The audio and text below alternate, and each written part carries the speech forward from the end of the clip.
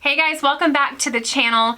We have been promising you guys a Q&A for a while, probably like a month now, but you know, like everything just keeps happening. We haven't got to it. Well, but Tina's been promising it. Well, yeah, but you knew I was promising it. So I thought that it would be perfect to do the Q&A out here at the remote cabin. We're out here spending some time at the remote cabin for the very first time. We've been out here for about 3 or 4 days. So since the kids are out sledding and we have a little peace and quiet, we thought we would take some time to answer your guys' questions. What is so funny? You. Why? Why am I funny? And the dogs. What about the dogs? The fact that they don't listen just like the children? Mm-hmm. Yeah, okay. Let's get on with it. We have quite a few questions. I don't think we're gonna be able to get to all of them. We had a lot. I did take out the duplicates, so hopefully we won't do any duplicate questions. The first question is from Debbie Highland. She says, I love that you're homeschooling your son. Love how you read the Bible to him. Will you continue to homeschool Parker, or at some point, do you think he will attend public private school? You're doing a great job. No. He will never attend public or private school. I plan on homeschooling him through high school unless I die, and then I made Joe promise me that he would put him in a really good Christian private school and not put him in public school. Why right? can't I homeschool? Like I said, if I die... Actually, you're pretty good at math, but you might struggle with language arts. Like, yeah. Because I, on a regular, have to call Joe in from outside with math questions that are just ridiculous. I blame it on the curriculum. Of course, it's not my fault. But Joe comes in and he's really good with fractions and stuff So like then that. I just YouTube it and Google it and then... And we YouTube and Google and we get through it. You know what I'm saying? It's okay. But no, in all seriousness, I have no intentions of ever putting Parker back in public school because the state of our culture, the state of the public school is not somewhere I want my son to be, our son. Next question to Joe. Does your jaw ever get sore from chewing all that gum? Yep. To Bite Tina. my tongue sometimes, bite my cheeks sometimes. While you're chewing gum? Yeah. Have you always chewed gum like that? Yes, because even when we were dating in high school, you always had a pack of gum. To Tina, your cabin looks comfy and cozy. I've noticed a few things you've added. Are there any other things you would like to add or do to the cabin, such as nice rugs, blinds, shades, shutters, lighting, etc.? Yes, on a lot of our tour videos that we did when we first bought the main cabin, I shared some of my goals and dreams, and you guys that know me well enough know I'm very aesthetically driven. So the way things look to me is really important. I like things to be comfy and cozy and organized, and I just like things to make sense. So there's definitely some things I still want to do to the cabin, the main cabin. One of which is flooring. It desperately needs some flooring. We do want to redo the railing going up to the loft because that's wood railing, but it was not installed properly. So the spindles are falling out. It's very shaky. And I think that iron railing would look really pretty in the cabin. We eventually want to do some type of planking on the inside. I don't like drywall. Something like this is right up my alley, like just the rustic feel. We're not obviously not going to do log cabin, but we want to do some planking on the inside, some shiplap looking stuff eventually. And then we'll just go from there. Shannon Hawkins says your story is real and authentic. Thank you, Shannon. We try to be as real as possible. Sometimes I think we're a little too real.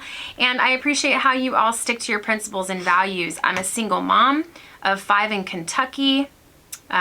Your beautiful family and authentic, speaking your mind when it's right and not getting bogged down by negativity. I have a couple questions. When are y'all going ice fishing again? And is Parker blueprinting his treehouse yet? So we're actually going to be going ice fishing hopefully in the next couple weeks because you guys know that we now have Kellen, a little boy that we have guardianship of for the next year, and he would love to experience ice fishing. So hopefully we'll be doing that soon with Kellen. And the treehouse we have not started yet. We haven't even got to that actually. Mm-mm. We know Parker wants the treehouse. We know we're going to help him build a treehouse, but no, we have not started the plans for the treehouse. What is one thing y'all miss and don't miss about being in the military? One thing we miss and one thing we don't miss about the military. Well, we both agreed on being part of something. Yes, so do you want to elaborate on what you mean by that? Just being No. part of the team, hanging out, stuff like that. Yeah, like I definitely miss this sense of pride that I felt wearing the uniform when we were in the Army and even the Coast Guard. You know, you're in uniform everywhere you go. People notice and they come up and thank you for your service, and it feels good to be a part of something.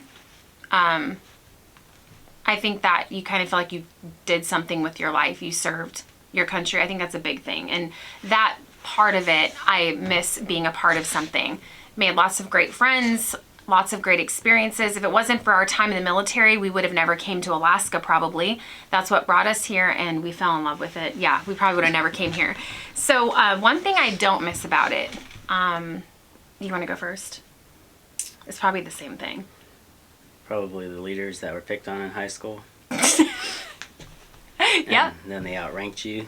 Yeah, I would say the same thing. And all politics. Yeah. So, and that's probably in any work environment, but most of our working experience was in the military, and you get people that, like Joe said, they're probably picked on in high school.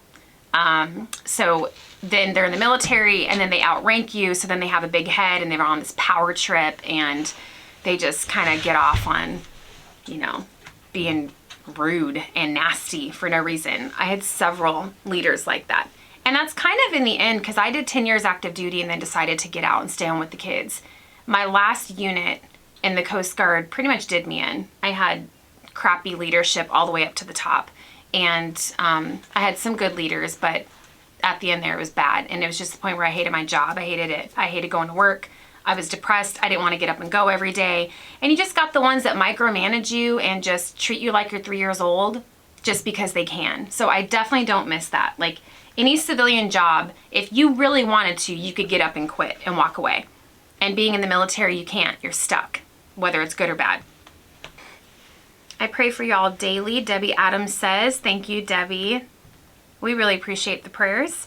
My question for you all is, what are your plans for turning your Alaska dream home into a homestead?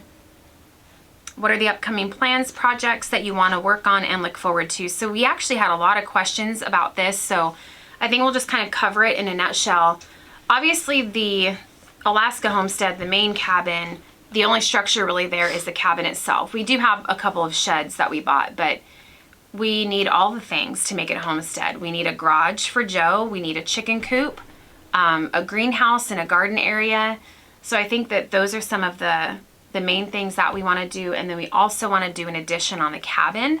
I know a lot of people asked about that too. So you might remember from the tour video, our master bedroom is downstairs and there is no laundry room. There is no pantry space in the main cabin. So right now we have a stand-up washer and dryer that sets into the area that's underneath the stairs. That's the only place for a washer and dryer. And I think we're actually gonna leave it there because I kind of like it in that spot. It's tucked away. We have a cute little curtain that one of our subscribers made for us. But I think we're gonna turn our master bedroom downstairs into a storage room, pantry, place for all the big appliances like, you know, Maybe extra bed. Instapot, Crock-Pot, all those big things, food dehydrator. We don't have room for that stuff in the cabin right now. So right now it's just all hiding out in the shed outside. So I'd like that room to just be the storage room because we have zero storage in that cabin. And then like Joe just said, we want to put a guest bed in that room as well for when mom. my mom comes up to visit. So she'll have a place to sleep because right now it's just our room and the loft upstairs, which is taken up completely by the boys' bunk beds and everything. Well, at least you don't have to walk up the stairs too. Yeah, she's got bad knees, and so we don't want her to have to walk up the stairs when she comes to visit. So we'll put her downstairs in that new guest room once we get it done, and then we are going to be building an addition off the side of the cabin that is going to be our master bedroom. Hopefully we'll build a closet in there because right now you guys know we don't have a closet in our bedroom. We just had to do one of those makeshift organizer closets like from Lowe's that Joe put up, but Yeah, so there is plans to do an addition on the cabin so that we can have a little bit more space for storage. So like spring, I think we're gonna try and do all the foundations. Yeah. That way in the winter we can work on stuff. Yeah, because, you know, with all the snow, you can't really, it's hard. Look at the chicken coop that we're starting. We had to dig down like 4 or 5 feet down through the snow just to start the foundation for the chicken coop. So this spring, when all the snow melts, we're going to start the addition foundation for the cabin, and then maybe even get the foundation going for the greenhouse. And that way, when winter comes, fall and winter, we can still work on the builds because the foundation will be done. So even if it's snowing, we can still work on those things. Next question. Let's see. Grandma T. 3 months has flown by. You guys have accomplished so much. Oh, I already answered that one. She's asked about a greenhouse and will you grow lots of veggies and what are you planning to grow? So I shared in one of my most recent videos, we've decided this year, our first summer in Alaska, we're not going to do a garden this year.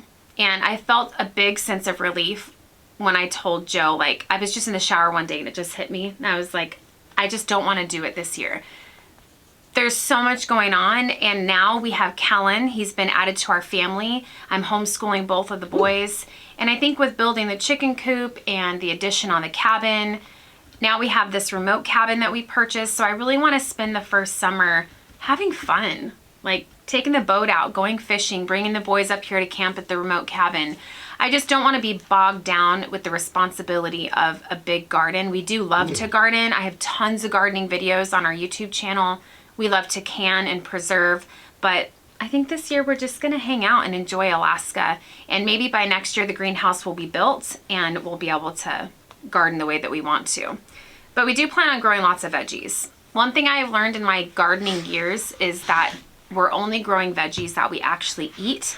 We've had years where we have gone just ridiculous with it and we plant things and we're like, oh, maybe we'll eat beets. We don't eat beets.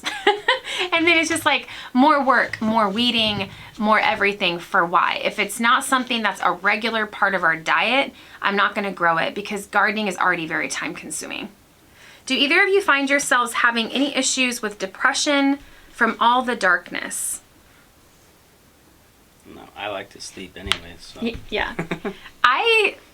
No. Even when we lived in Alaska before, we lived in Fairbanks, Alaska, which is very north, so it's very much darker up there most of the year than it is where we're at now. I've never had issues with depression from the darkness. And I was born and raised in Southern California.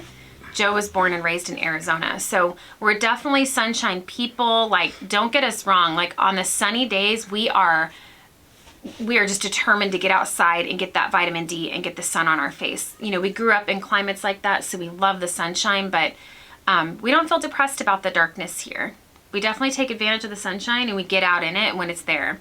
Q&A for all three of us, Curtis says, what's the number one thing you each want most on the homestead? So Parker and Kellen are outside sledding right now, but Parker and I have lots of conversations. So I know a big thing he wants is a tree house. He really wants Joe to help him build a tree house this summer. I really want my chicken coop. I miss raising chickens. It's one of the easiest things you can do on a homestead is raise chickens. They're super easy. We eat a ton of eggs, so to have our own fresh eggs again is going to be really exciting. So probably my chicken coop and my greenhouse. I love to garden in the greenhouse. What about you, Joe? What do you want the most? Probably like a little graveyard, and then. What? No, I'm just kidding. You're so weird. Probably just a shop. A shop. I don't want very many animals right now, just because then we can't go do this stuff. Right. So. Yeah. It's been difficult even with the projects we've done. Sorry, Bradley's thirsty. Making like the dog sled to bring the pups out to the remote cabin. Like that would have been easier if we could have brought that into a shop to work on it. Because it does get really cold sometimes, especially once that sun starts to go down. So it would be nice to have all your tools set up with your workbenches instead of like these makeshift, what do you call them? Sawhorses? To be able to saw and like, yeah. I want you to have a space where you can build me some stuff. It's all about me. Okay. Let's see. Next question. Do you have any tips to share on helping a channel grow, a YouTube channel? Yes. So I actually did a podcast episode on my thoughts on YouTubing, my tips, my tricks, my favorite gear, all the things. So I'll link that for you guys in the description of this video if you want to check it out. It's about an hour long. I talk about a lot of stuff in there. I think something, a big thing is to just watch YouTube videos. Go to like Think Media. Think Media has great content on how to grow your channel, tons of tips and tricks, and I watch a lot of successful YouTubers and what they recommend and what they do, and it's just implementing the things that they teach you. So gear, lighting, I mean, all that stuff is important, but I think consistency is probably the number one most important thing. When we first started our channel, we were not consistent just because I didn't look at it as anything more than a hobby at the time, but now we take it more seriously. So I've committed to doing at least one video upload a week. And we've been doing that now for over a year. We haven't missed a week. And I think it's just like your favorite TV show on TV. Like if your favorite TV show didn't air for 3 weeks just out of nowhere and you go on to watch it, you're gonna be like totally bummed out. So consistency is important, whether it's one video a week, 2 videos a week. Commit to what you can actually do. Don't overpromise, because then you're gonna feel obligated and bogged down and then you're gonna hate it. I just say consistency is key. And then just thinking out your video, like what you're gonna put in it, your shots, getting some B-roll in the background, and you know. Actually, Joe, you do know, because you've actually done pretty good yourself lately. Like Joe did all his own filming for that last trip to the remote cabin by himself, and I thought it was really awesome. I thought you did a great job. So I would just recommend consistency. You didn't like all my noises though, no? No, I definitely have to edit out like your noises, Joe, because like, you know, when you're filming, you have to make sure you're not breathing into the camera. And like, so sometimes when I'm doing a shot, I kind of actually hold my breath, especially if I've just walked up a hill and I'm out of breath and I'm trying to get a shot of a sunset or something. You know, I might die from it, but it's okay. It's gonna make a great YouTube video. So I hold my breath so I'm not breathing into the camera. And it's okay, Joe, we're still working on that. Breathing, smacking the gum, sniffling the snotsickles, you know. I mean, we're in Alaska, it's cold. So there's no times. Go ahead and drink your electrolyte water, you're fine. Any more tips on helping your channel grow? Tell everybody you know, friends and family, ask them to share it. And just be consistent. It just takes time, but you'll get there. Definitely listen to my podcast though, because I have a lot of good stuff on there, so I'll link that in the description. Loretta asked how my neck is doing. My neck is doing fantastic. I've had no more episodes since I stopped my physical therapy and therapeutic massages. Knock on wood, right? Plus I haven't been choking her out lately. Okay, so. That's really weird. Like, some people don't get your humor, Joe. Like, you're talking about choking me out in graveyards and stuff. My neck's been good, you guys. I just, you know, I pulled my neck. I think that happens sometimes. You know, you pull muscles, you strain things, and it's so funny. I had some people telling me that I shouldn't be trying to get pregnant because I pulled my neck out and I have all these medical issues. And I'm like, I don't have medical issues. Like, I just pulled my neck out a year ago. Didn't allow it to heal properly, and so I kept re-injuring it. And anyway, it's doing much better. Thank you for asking. Do you and Joe miss living in a neighborhood with people around you? No. No. Just for Parker's sake, it kind of was, but yeah. Not now that he has Kellen. Yeah, like we were just joking out here at the remote cabin. We could come move out here to this remote cabin and stay here forever. I mean, until we're like 90 and we couldn't do it anymore. But I enjoy the peace and quiet. I used to be a social butterfly. I used to party. I used to have lots of friends. Like if there was a barbecue, Tina was there. Like that's just how I used to be. And I would drag Joe with me everywhere I went because Joe has always been kind of an introvert. I've always been the extrovert. And now I think we're both kind of introverts. I just like being home. My family is right here with me and I'm good with that. So yes, for Parker, I think it was harder because I had to be very intentional on plugging him in, linking up with other homeschoolers for play dates, doing field trips with other homeschoolers and things like that to get him the interaction that he needs. But I definitely don't miss living around people. No. do you ever get lonely? I don't think we get lonely because we have each other. Like, Joe and I, we're besties. Like, we do everything together. We're project people, so we always have something going on. I don't think I ever get lonely or bored. Do you? Plus, if we want to see people, we just go to town. Yeah, go do a supply run. Like, I need to see people. That never happens, though. No. In fact, we're usually trying to get out of town as fast as we can. Oh, let's see. Annette says, I'm wondering about why your dad and daughter moved to California and if they will be coming to visit you anytime soon. So it's my We're wondering why, too. Yeah. Why anybody would ever go to California. I was born and raised there, so if you're from California, don't be hating, because I'm allowed to say that because I'm from there, and I would never move back to California. California is a gorgeous state. It's just the people running it have lost their lollies and are just turning it upside down. So I don't know why anybody would want to live there. But it's not my dad, it's actually my grandpa. And you guys know I call him Nampa. Called him that since I was a little girl.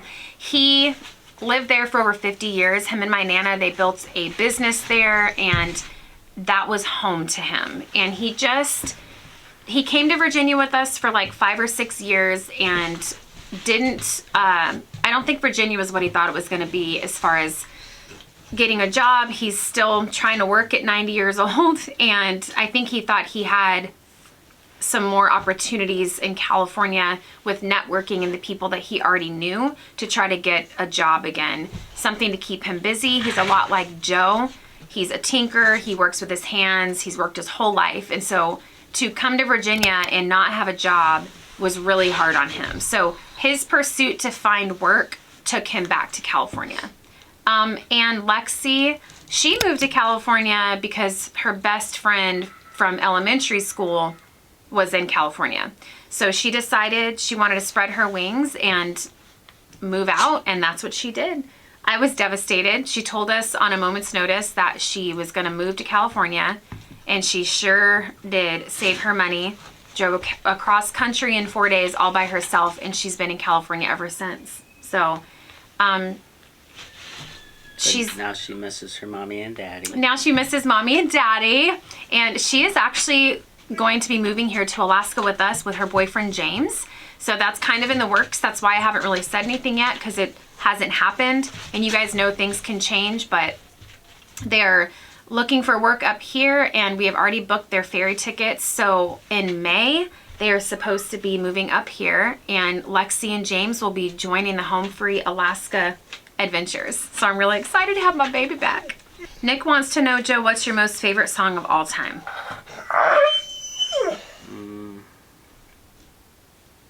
That's a hard one. Yeah, I don't really have a favorite song. I don't really listen to too much music. I mean, I used to back in high school, but...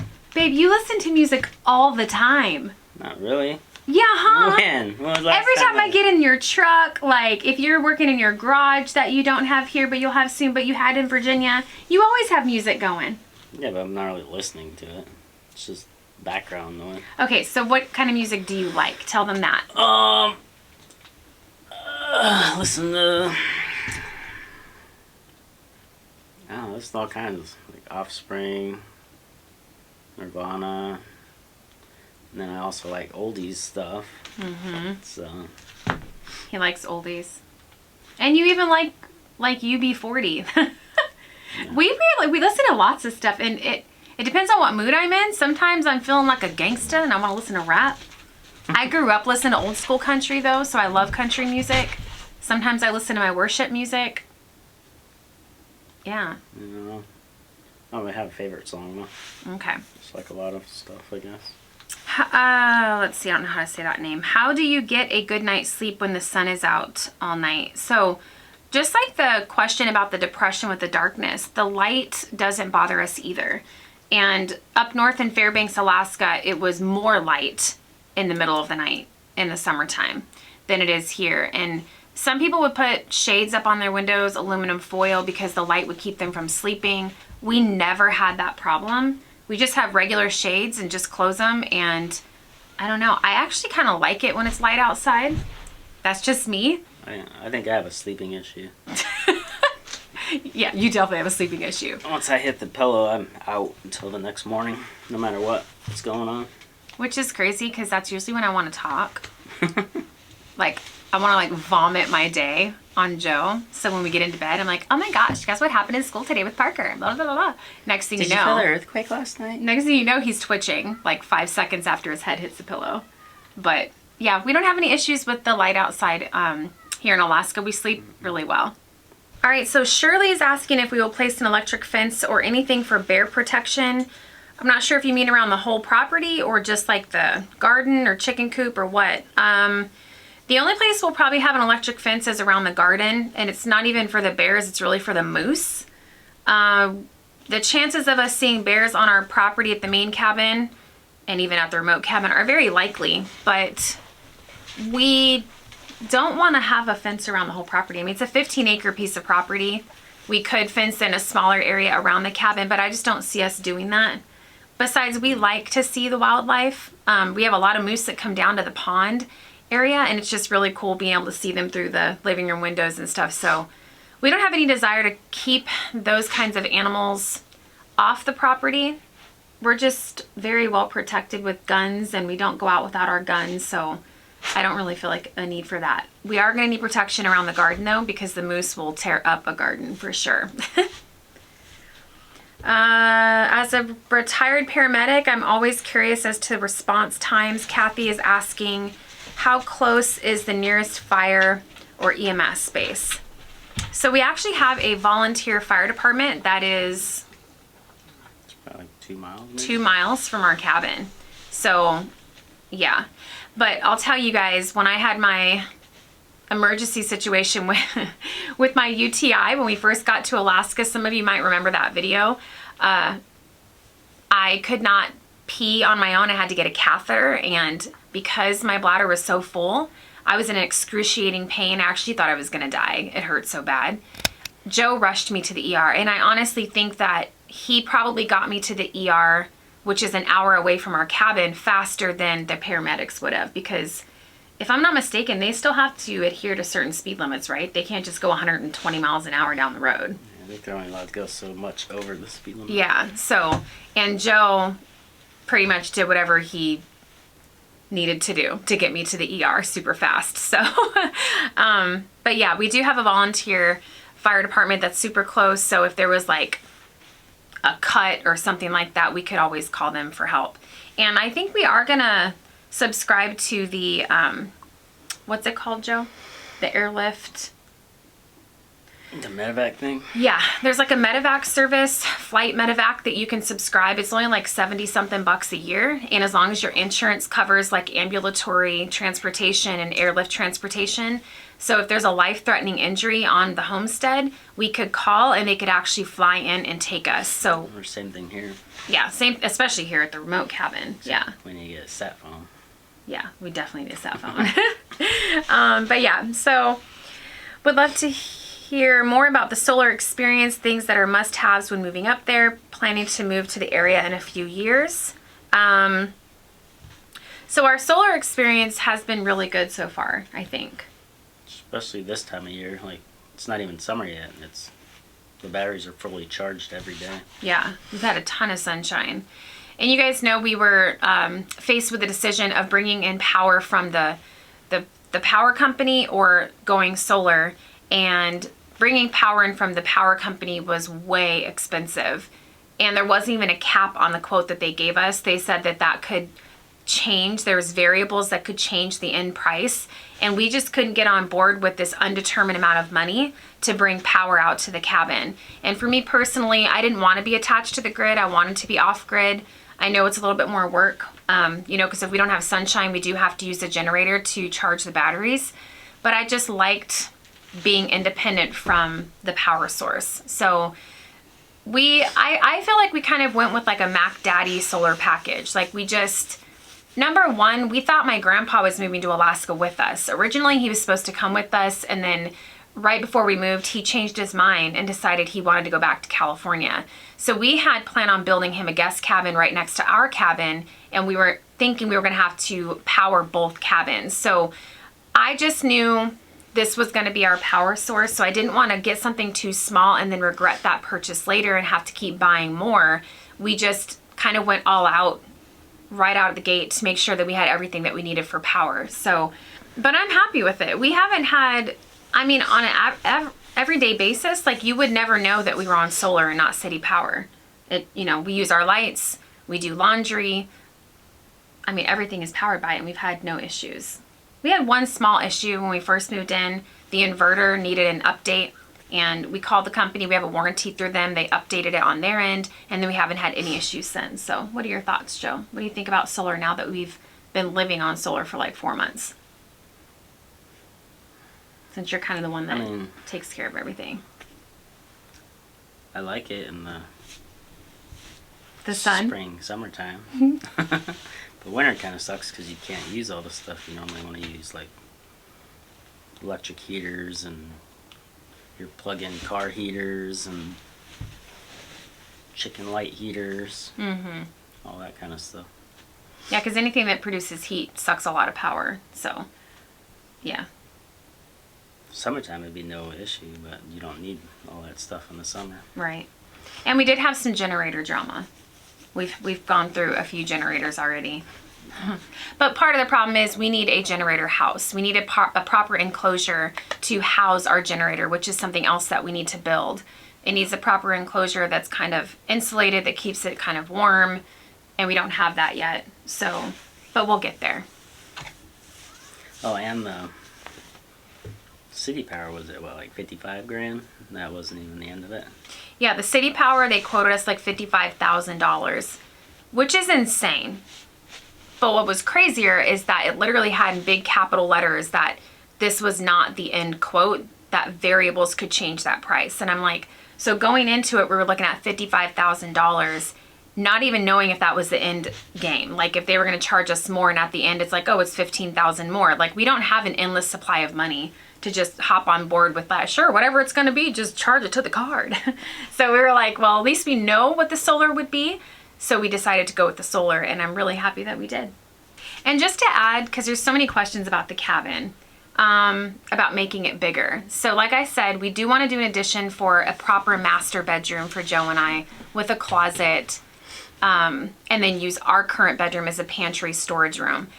But we do have kind of some ideas of even doing an addition on the other side, because like I said, for me, I am aesthetically driven. So if you have the A-frame house that we have now and you do one addition over here, then it's kind of like lopsided and looks funky because there's nothing over here.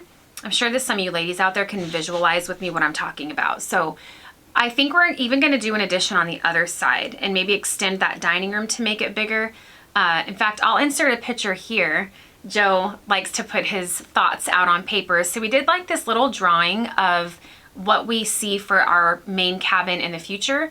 One addition is going to be for our master suite, and then the other addition is going to extend out the dining room, maybe even have like windows all the way around it, almost like a breakfast area greenhouse type thing. So we have a lot of natural lighting in there to eat and have our food, but I think that'll just kind of even out both sides, and aesthetically both sides would be even, and then maybe we can have that front deck run across the entire front of it. I think that would look really cool. So that was our thoughts. Who knows how long it will take to get to that point, because the first goal is the bedroom addition, and then we'll see if we get to the other side. But that's what we would like to do to the cabin. Betty, I was wondering if Parker has said anything about missing his friends that he left behind. Yes, Betty. Parker lived in Virginia for 8 years. We did. He basically grew up there. We moved to Virginia when he was 10 months old. So, he has some really good friends that he still keeps in touch with. He has a lot of pen pals, and even from the channel too, but he does miss his friend Maddie.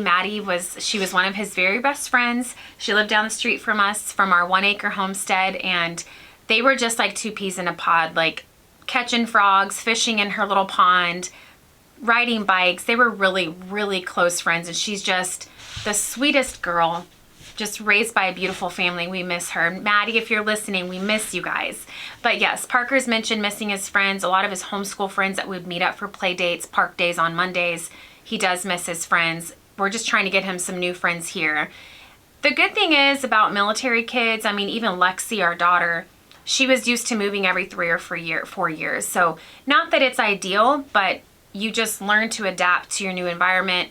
And it's easier for military kids to leave their friends and make new friends because they've just done it all the time. So even though we were in Virginia for 8 years, we moved 3 or 4 times while we were in Virginia because we built the farmhouse, sold the farmhouse, built the 1-acre homestead, left the 1-acre homestead, moved to the apartment.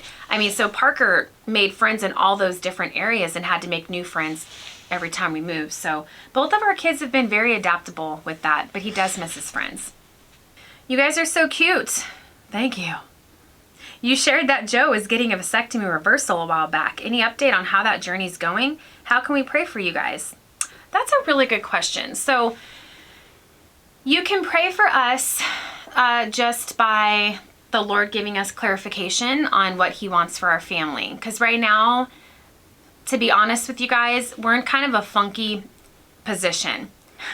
Literally, before Kellen got here about a month ago, Joe and I were dead set on wanting another baby, to the point that we decided to get a vasectomy reversal last summer, and we've been trying every month to get pregnant. But now that Kellen is here, which Kellen just kind of came out of nowhere, we did not think that that was ever going to happen.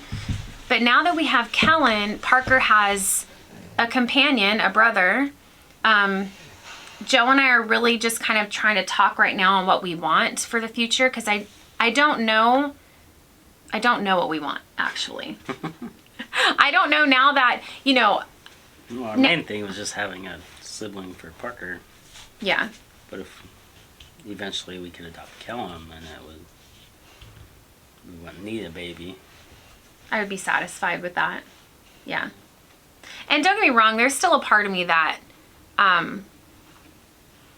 would like to have another baby. But now that things have happened the way they have happened, I'm like, Kellen and Parker are growing up together, and then they're going to be gone, and then we're going to have one child again that has no siblings.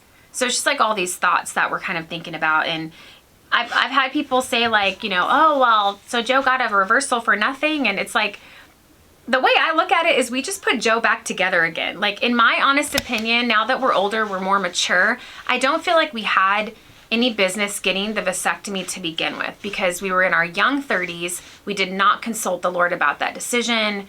There was other things we could have done to prevent getting pregnant versus making it so permanent just in case we changed our mind. And so it is what it is. The procedure went well to reverse it. The vasectomy reversal was a success. They have you send in samples, and they put them under the microscope to make sure the sperm are there, to make sure that the tubes were put back together successfully. And they were.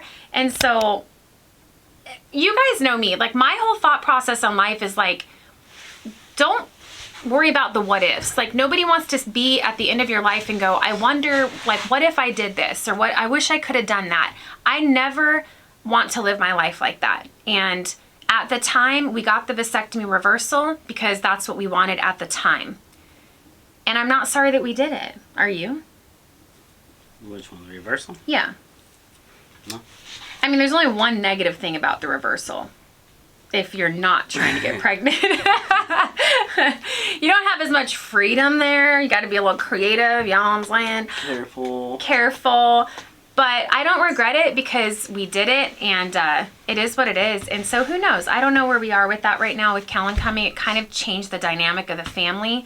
But as far as praying for us, just pray for clarity. We're just kind of sifting through all this, and it makes it even more complicated that we don't know if we are going to have Kellen after this year. We only have guardianship for a year, and then if Kellen wants to stay and everything works out and his family wants him to stay, then he will stay. If not, they may want him to come back, and that's something we've gone into this emotionally knowing that we may not get to keep him.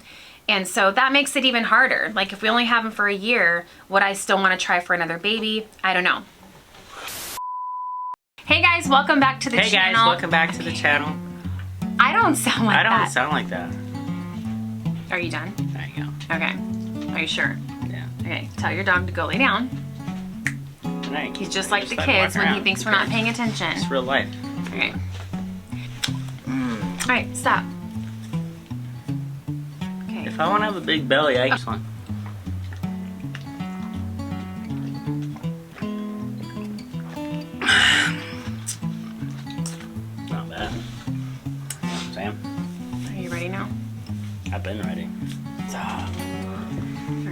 happy? Yes. You're handsome in your sweater. I like it.